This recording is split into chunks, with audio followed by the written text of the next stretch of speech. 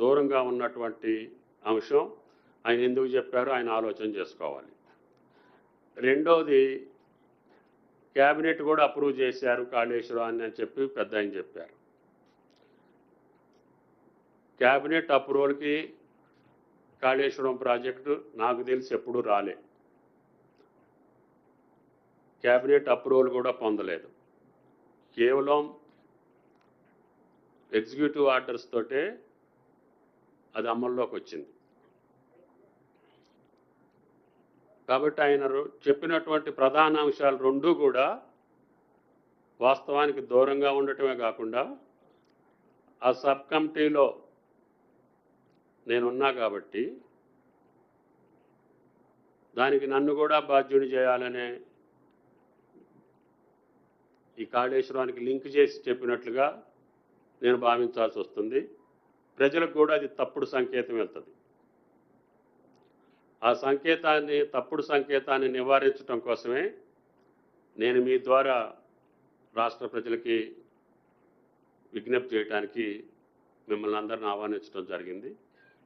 కాబట్టి ఎంపీ గారు చెప్పినటువంటి ప్రధాన అంశాలు రెండూ కూడా సబ్ కమిటీకి కాళేశ్వరం నిర్మాణానికి సంబంధం లేదు. సబ్ కమిటీ రిపోర్టుగాను కాళేశ్వరం శాంక్షన్ ఇచ్చినటువంటి తారీఖులకి సంబంధం లేదు. సబ్ కమిటీ ఇచ్చినటువంటి ఈ 4 ప్రాజెక్టుల యొక్క పునర్నిర్మాణ కార్యక్రమాలు ఏ రకంగా చేయాలనేది కూడా సబ్ కమిటీ నివేదికలో ఉంది.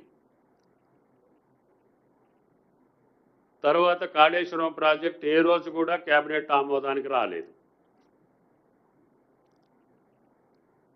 మరి ఎందుకు ఆయన ఆ భారాన్ని ఆయన భుజాల మీద ఎందుకు వేసుకుంటున్నాడు?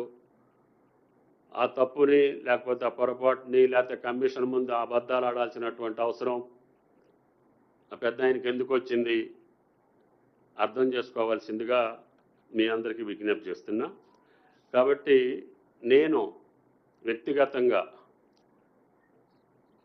43 సంవత్సరాలుగా రాజకీయాల్లో ఒక పద్ధతితోటి, ఒక నిబద్ధతతోటి, ఒక నిజాయితీతోటి రాజకీయాలు నడుపుకుంటూ వస్తున్నా.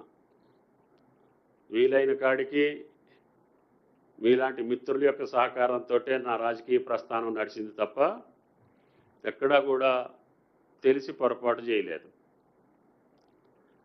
నా యొక్క వ్యక్తిత్వం కూడా ఆయనకు తెలుసు. ఆయన కూడా నాకు 4-5 సంవత్సరాలుగా నేను ఆ క్యాబినెట్లో ఉన్నా కాబట్టి ఆయన పట్ల కూడా నాకు గౌరవం ఉంది.